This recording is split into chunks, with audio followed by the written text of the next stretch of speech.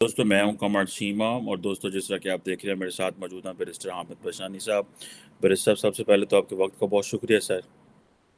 آپ کا شکریہ جناب، تھینک یو۔ بیرسٹر صاحب، بھارت کے اندر انڈیا کے جو وزیر اعظم ہیں نریندر مودی، ان کو جو توشہ خانہ سے گفٹ ملے، انہوں نے کچھ 100 ملین کا وہ جو گفٹ تھے وہ گرلز ایجوکیشن کو دے دی، اور بھی بہت سارے شاید انہوں نے پیسہ اس حوالے سے دیا ہوگا، اور بہت سارے انہوں نے لے بھی لیے ہوں گے۔ لیکن پاکستان کے اندر ایک ریکارڈ سامنے آیا ہے پچھلے 20-22 سال کا، جس میں پتہ چلتا ہے کہ پاکستان کے سیاستدان جو ہیں انہوں نے توشہ خانہ سے کچھ بھی نہیں چھوڑا۔ صرف کتابیں جو ہیں وہ کہتے ہیں چھوڑی ہیں، باقی موبائل، گڑیاں، اور اس چیز میں جنرلز جو ہیں جو اس وقت سیاسی حکومتوں کے ساتھ ہوتے تھے وہ بھی اسی طرح ہاتھ صاف کرتے رہے۔ مہنگے مہنگے موبائل سستے پیسے دے کے، ٹیبلٹ سستے لے کے چلے گئے۔ گڑیاں جو تھی، جنرل عاصم سلیم باجوہ صاحب جو ہیں، جو پاپا جانز والے، وہ تو کہ کہتے ہیں سیمسنگ کی گھڑی جو ہے ویسے ہی لے کے۔ یہ ایلیٹ جو ہے، یہ آپ کو یہ ایلیٹ کا بیہیویئر کیسے نظر آتا ہے کہ ایک گلدان بھی لے گئے ہیں اور ایک BMW بھی لے گئے ہیں؟ How do you analyse Pakistan elite this behaviour? یہ جو توشہ خانہ سے چیزیں لے کے جانا، پہلے عمران خان کو گالیاں دیتے تھے کہ جی دیکھو وہ خانہ کعبہ والی گھڑی اس نے بیچ دی، یہ کر دی، وہ کر دی۔ تو how do you see this سر؟ دیکھیں جی، اس کے لیے بات یہ ہے کہ مناسب الفاظ تلاش کرنا جو ہے نا اردو ادب میں، لٹریچر میں اور ڈکشنری میں مشکل ہے۔ جس کے متبادل ہم لفظ یوز کرتے ہیں انگریزی میں مائنڈ بلوئنگ اور شاکنگ اور ڈسٹربنگ، یہ لفظ بھی پراپر طریقے سے اس سچویشن کو ریفلیکٹ نہیں کرتے۔ آپ نے اس کو انڈیا کے ساتھ کمپیئر کیا ہے تو اس کی وجہ سے ایک پورا جو ہے نا ایک لگتا ہے کہ پاکستان کی جو رولنگ ایلیٹ ہے فرام ڈے ون، انہوں نے توشہ خانہ کے طور پہ ہی اس کو ٹریٹ کیا، پورے ملک کو ایز اے توشہ خانہ جو ہے مس یوز کیا، اور اس میں جہاں جس کا ہاتھ پڑا اپنی جسٹیفیکیشنز اور اپنی ایکسپلینیشنز کے تحت اس نے وہ ہاتھ ڈالا۔ لیکن یہ اتنا بڑا ڈیفرنس کیسے آ گیا انڈیا اور پاکستان کے درمیان، جبکہ دونوں لوگ جو ہیں وہ صدیوں تک اور ہزاروں سالوں تک ایک ہی طرح کی ڈسپنسیشن کے اندر رہے، ایک طرح کا سائیکالوجیکل میک اپ رہا ان کا، ایک طرح کے حکمران ان پہ مسلط رہے، ایک طرح کا کالونیل جو سپریشن ہے وہ انہوں نے دیکھا، ایک طرح کے سسٹم میں آنکھیں کھولی۔ تو اتنا بڑا فرق کیوں پڑا؟ یہ چیز اگر آپ سمجھ جائیں تو آپ کو توشہ خانہ کی جو لوٹ کسوٹ ہوئی ہے اس کا سارا جو ہے میں سمجھتا ہوں کہ پورا پروفائل جو ہے وہ سامنے آ جاتا ہے۔ اور اس کی وجہ یہ ہے کہ دیکھیں جی، ڈے ون سے جو کچھ انڈیا نے کیا وہ عوام کے مفادات کے لیے کیا، حکمران خواہ کوئی ہوا ہو، پنڈت جواہر لال نہرو ہوا ہو یا بعد میں آنے والے ہوں۔ پہلی چیز جو انڈیا نے کی کہ انہوں نے کہا کہ جی اس ملک میں چند پریویلیج لوگ جو ہیں وہ جاگیروں کے مالک بن کے، راجواڑوں کے مالک بن کے تو نہیں رہ سکتے، اور کروڑوں لوگ جو ہیں ان کو ہم بھوکے ننگے چھوڑ کے تو ان کی حفاظت نہیں کر سکتے، اس لیے ہمیں جو ہے وہ ری ڈسٹریبیوشن آف ویلتھ کرنی پڑے۔ اور جو ری ڈسٹریبیوشن آف ویلتھ کی انہوں نے بات کی وہ انہوں نے اس جسٹیفیکیشن کی بنیاد پہ کی کہ انگریزوں نے بر صغیر میں یہ جو ہماری زمینیں تھی، ہماری جاگیریں تھی، ان کو اپنا جو ہے ذاتی مال سمجھ کے تو اپنے پسندیدہ لوگوں میں تقسیم کیا ہوا ہے۔ تو اگر یہ ایک ان ایون قسم کا جو سٹارٹ ہے وہ لیتے ہیں ہم ملک میں، تو یہ ملک تو کبھی بھی کسی طریقے سے عوام کے مفادات کے لیے جو ہے وہ آگے نہیں بڑھ سکے گا۔ لہٰذا انہوں نے پہلا کام یہ کیا کہ ملک سے جاگیرداری ختم کی۔ آن دا کانٹرری، آپ نے پاکستان میں جاگیرداری کو تحفظ فراہم کیا اور ایسے عجیب و غریب قسم کے قانون لائے کہ جی اتنے 1000 ایکڑ اور اتنے 100 ایکڑ سے اوپر نہیں رکھ سکتا، اور پھر اس کو فیملیوں میں تقسیم کر کے اپنی جاگیروں کو، تو جہاں جن کی فیملیاں نہیں تھی اپنے نوکروں میں تقسیم کر کے تو وہ پوری جاگیریں آپ لوگوں نے ان کو تحفظ دیا، جو میں سمجھتا ہوں کہ ملک کی لوٹ کسوٹ کا ایک بنیادی فیکٹر تھا کہ جب آپ ایک ہینڈ فل آف پیپل جو ہے ان کو جو ہے وہ اتنی بڑی پریویلیج دے دیتے ہیں کہ وہ ہزاروں ایکڑ زمینوں پہ قابض ہو کے ان پہ مزارے رکھ کے، کھیت مزدور رکھ کے، تو ان کا خون چوس کے تو اپنے مفادات کو جو ہے وہ تقویت دیں، اور دوسری طرف لاکھوں کروڑوں بھوکے ننگے لوگ جو ہیں وہ باہر رہیں۔ تو ظاہر ہے پہلی چیز یہ ہو جاتی ہے کہ جو پریویلیجڈ ہے وہ پھر جا کے رولنگ ایلیٹ میں شامل ہوگا، اور جب رولنگ ایلیٹ میں شامل ہوگا تو پھر اس کے لیے لوٹ کسوٹ کے دیگر دروازے کھلیں گے۔ اب اس جو بہتی گنگا سے جو لوگ ہاتھ نہیں دھو سکے، انہوں نے جو متروکہ جائیدادیں ہیں ان پہ ہاتھ صاف کیا، یعنی جو جاگیردار نہیں تھے ادھر سے آئے تھے اکراس دا بارڈر، انہوں نے آ کے تو جس آدمی کی وہاں پہ جو ہے ایک وہ کیا کہتے ہیں جو ہٹ یہ چھوٹی سی جھونپڑی تھی، اس نے جو ہے 10 کنال کی کوٹھی الاٹ کرا دی، لوٹ کسوٹ کا ایک نیا بازار اس کے بعد گرم ہوا۔ اس کے بعد آپ کا وہی جو ہے جاگیردار انڈسٹریلسٹ جو ہے وہ بن گیا، اس نے سرمایہ کاری شروع کی، اور اس کے بعد آپ نے ملک کی پالیسیاں بیٹھ کے ایسی بنائی کہ جو بھی کوئی بزنس ہے جس سے کوئی منافع ہو سکتا ہے اس کے ساتھ آپ نے ایک پرمٹ ایسوسیٹ کر دیا، اور اس پرمٹ کو بھی آپ نے اسی پریویلیج کلاس کی جو ہے ایک ذاتی قسم کی سمجھ لیں کہ پراپرٹی بنا کے دینا شروع کر دیا، یعنی جس کا کوئی اثر و رسوخ نہیں ہے، جو پہلے سے رولنگ ایلیٹ کا حصہ نہیں ہے، اس کو پرمٹ نہیں مل سکتا۔ تو اس حساب سے پھر آپ نے ایک پورا جو ہے پریویلیج لوگوں کی ایک کلاس ڈیولپ کی، جنہوں نے اس ملک کو توشہ خانہ کی طرح لوٹا، دونوں ہاتھوں سے لوٹا، اور جہاں جہاں ان کا ہاتھ پڑا، میں سمجھتا ہوں کہ یہ جو ہے ایک جسٹ ایک ایگزامپل سامنے آ گئی۔ لیکن میں آپ کو ایک مثال دیتا ہوں، مثلا جو مشرومنگ ہوئی شوگر انڈسٹری کی پاکستان میں، یہ کیوں ہوئی؟ آخر پاکستان کا ہر انفلوئنشل پالیٹیشین جو ہے، غالباً سوائے عمران خان کے، اس کے بھی کچھ ساتھی اس میں شامل تھے، باقی سب کیوں شوگر انڈسٹری میں گئے؟ اس میں اتنا انسینٹیو کیا تھا؟ اس کے ساتھ سوائے سبسڈی کے، اگر آپ اب سبسڈی کو الگ کر دیں، جو کہ آئی ایم ایف جیسے عالمی ادارے پیٹے کہ بھائی آپ لوگ جو ہے غریبوں پہ ٹیکس لگا کے امیروں کو سبسڈی دے رہے ہیں، پوری دنیا اس کا الٹ کر رہی ہے کہ امیروں پہ ٹیکس لگا کے غریبوں کو جو ہے وہ کوئی سبسڈی دینا ضروری ہے یا اس طرح کی کوئی مدد کرنا۔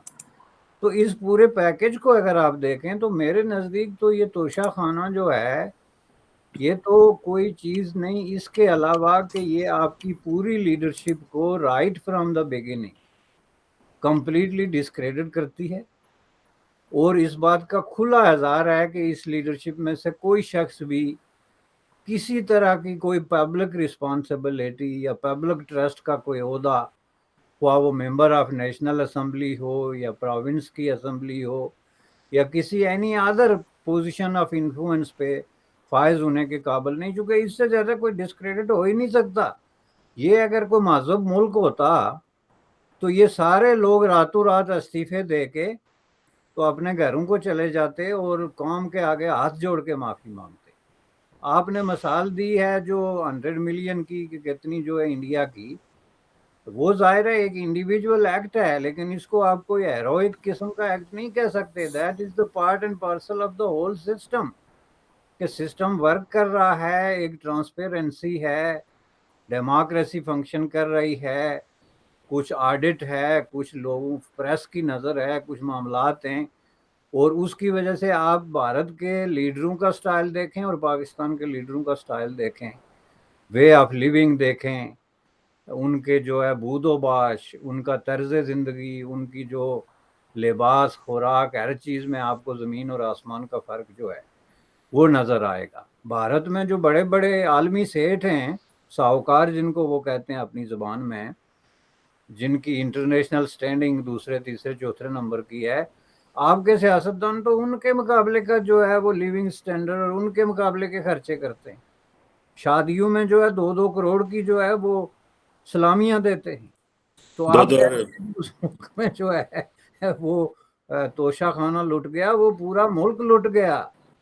ایک مرے ہوئے جانور کی طرح انہوں نے نوچ نوچ کے گدھوں کی طرح جو ہے اس کو کھایا ہے، اور اب بھی وہ اس چیز پہ انسسٹ کرتے ہیں کہ اگلے الیکشن میں ہمیں منتخب کرو۔ حد یہ ہے۔ برش صاحب یہ تو میرا خیال ہے چلتا رہے گا۔ آج وہ چل رہا ہے کہ عمران خان کو گرفتار بھی کیا جا رہا ہے۔ عمران خان کی توشہ خانہ سے بات چلی تھی کہ وہ کتنے حاجی ہیں، نیک ہیں، کہا جاتا تھا بڑے ایماندار ہیں۔ وہ پتہ چلا کہ انہوں نے بھی وہ گھڑی بیچ دی، پھر وہ پیسے لے کے آئے، پھر وہ ایک عجیب سے یہ چکر ہیں. آپ کو پتا ہے کہ جب آپ پاور میں ہوتے ہیں تو جو بیوروکریسی ہے وہ آپ کے لیے رول جو ہے نا وہ کرافٹ کر لیتی ہے, آپ کو بتاتی ہے, کیونکہ انہوں نے آپ کو ون کرنا ہوتا ہے, تو وہ پھر آپ کہتے ہیں سر ایسے کر لیتے, سر ایسے کر لیتے ہیں, بعد میں پھنس جاتے ہیں جو لیڈرشپ ہوتی ہے. آج ان کو گرفتار کیا جا رہا ہے, سننے میں آ رہا ہے عدالتوں کے کہنے کے اوپر ان کے اوپر بہت سارے کیسز ہیں. ظاہری بات ہے اسٹیبلشمنٹ کو انہوں نے ناراض کیا ہوا ہے, اور پاکستان کی اسٹیبلشمنٹ جو ہے وہ عمران خان کو لے کے آئے تھے. انہوں نے عمران خان کو 10 سال لیڈر بنانے میں کردار ادا کیا, اور 10 سال باقی ساری جماعتوں کو گالیاں دلوائیں اور میڈیا پہ ٹرائل کروائے انہوں نے اپنے پسندیدہ جرنلسٹوں سے, اینڈ آل دیٹ. آج آپ دیکھتے ہیں کہ اگر عمران خان گرفتار ہوتے ہیں تو کیا پاکستان کا میسج جائے گا دنیا میں, یا how things will go sir, how do you see this sir? نہیں، میسج جو جا رہا ہے یا جا چکا ہے, ظاہر ہے اس سے برا میسج تو کوئی ہو ہی نہیں سکتا جو پہلے سے ہے. عمران خان جو ہے وہ واحد پالیٹیشین تھا جو اس بات پہ بڑا پراؤڈ تھا, اور اس کے ورکرز بڑے پرائیڈ لے رہے تھے کہ جی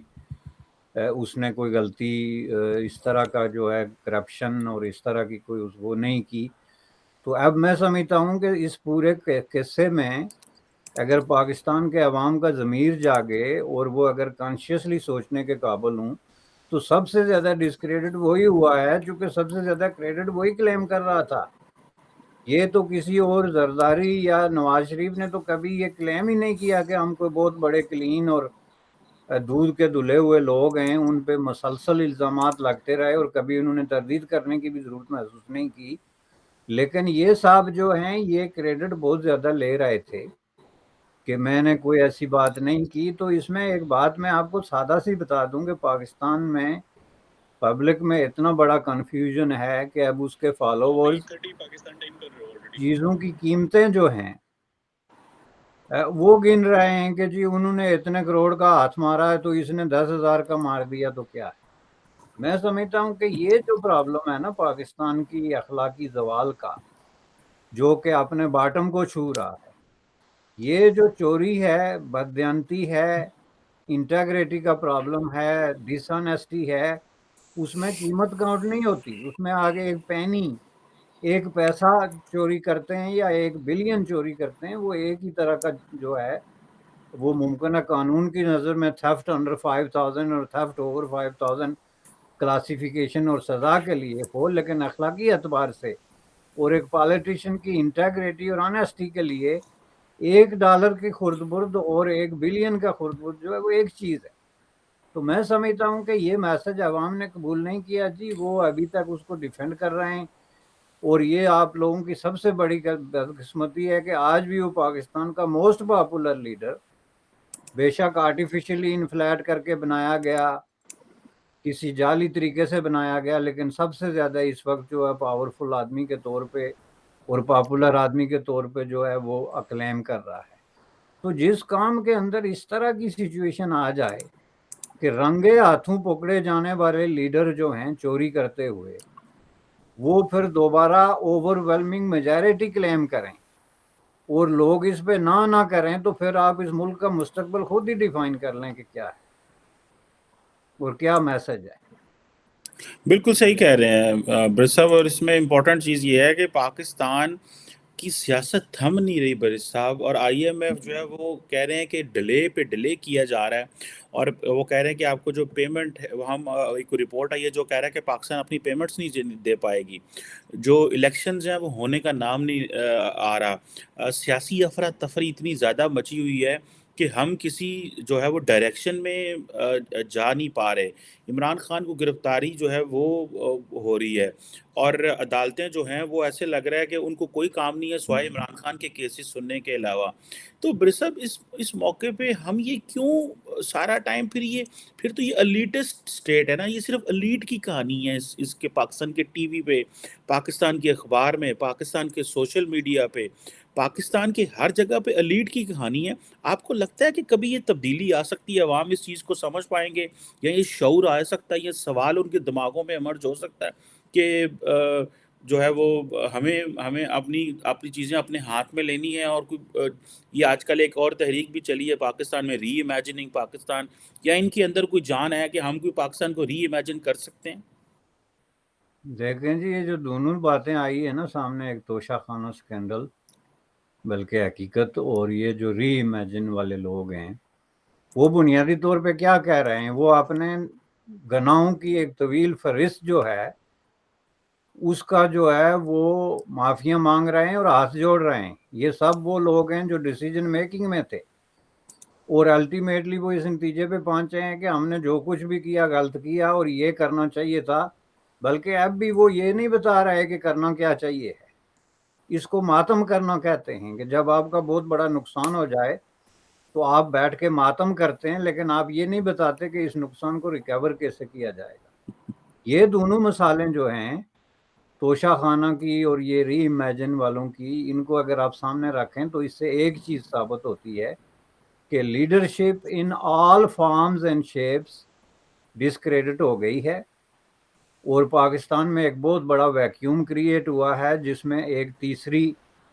ایک قوت جو ہے اس کی ضرورت ہے، جو ابھر کے تو عوام کو رہنمائی فراہم کرے، جس کے دور دراز تک جو ہے وہ کوئی آثار نظر نہیں آتے. چونکہ جو لوگ اس طرح کی باتیں کرتے بھی ہیں وہ بہت زیادہ مائکروسکوپک پوزیشن میں ہیں، یا بہت ابتدائی قسم کی آرگنائزنگ سٹیجز پہ ہیں، جس میں وہ عوام کو اپنی طرف جو ہے وہ اٹریکٹ نہیں کر سکتے. اس لیے عوام کو ایک بار پھر جو ہے یہ ایک اسی طریقے سے جو ہے وہ استعمال کیا جائے گا جناب، آئندہ 5 سال کے لیے. پھر پتہ نہیں کس بھروسے پہ وہ ان لوگوں کو اپنی جو ہے وہ لیڈرشپ سونپیں گے اور ان کے پیچھے چلیں گے. لیکن اس سے ایک چیز طے ہے کہ یہ جو آپ نے آئی ایم ایف وغیرہ کی مثال دی، آپ کا کیا خیال ہے کہ آئی ایم ایف کے پاس یہ خبریں نہیں ہیں کہ انہوں نے توشہ خانوں کے ساتھ کیا سلوک کیا؟ یا آئی ایم ایف کو یہ پتہ نہیں ہے کہ آپ نے شوگر کین اور یہ جو بزنسز ہیں سبسڈی والے، اس میں پاکستان کی موسٹ انفلوئنشل پاورفل اور جو ویلتھی کلاس ہے اس کو کس طریقے سے عوام کے پیسے دے دے کے تو ان کو جو ہے وہ کیا؟ تو وہ یہ دیکھ کے تو پورے دعوے سے یہ سمجھتے ہیں کہ یہ جو ہم پیسے دے رہے ہیں واپس ہمیں نہیں ملیں گے. آئی ایم ایف کے جو آپ نے 25 پروگرامز میں حصہ لیا ہے، اس میں سے صرف 12 یا 13 پروگرام جو ہیں وہ بھی تکمیل کے قریب ہی، کوئی پروگرام بھی کمپلیٹلی ان ایسنس جو ہے نا وہ اس طریقے سے مکمل نہیں ہو سکا. اور ظاہر ہے ان کے پاس بہت سارے تجربات ہیں پوری دنیا کے، اس طرح کے جتنے بھی کرپٹ ملک ہیں جس کے اندر جو آپ کا امانت دار ہے، پالیٹیشین ہے، ٹریجری کا جو ذمہ دار ہے، اس کے اندر اس قدر جو ہے وہ ایتھیکل ایشوز ہوں، مارل ایشوز ہوں، اور وہ اس قدر گراوٹ کا شکار ہوں، ان کو پیسے کون دے گا؟ اسی لیے آئی ایم ایف یہ گیند جو ہے یہ پھینک رہا ہے چائنا اور سعودی عربیہ اور اس طرح کے ملکوں کے کورٹ میں کہ وہ آپ کو جی ان سے اتنے لے کے تو یہ بیلنس کریں اور وہ بیلنس کریں، جس کی یہ کوشش ہو رہی ہے. مجھے یہ آخر میں لگتا ہے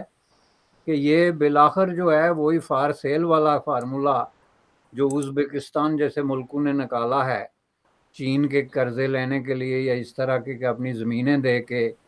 لیزیں دے کے اپنا جو ہے وہ دھرتی بیچ کے جو ہے تو انہوں نے اپنے عیاشیاں، چونکہ اس وقت تک جو پیسے آ رہے ہیں، آپ مجھے ایک پروجیکٹ بتا دیں اس وقت پاکستان میں گزشتہ 5 سال سے جو پاکستان کے عام آدمی کے مفاد کے لیے کہیں پہ شروع ہوا ہو.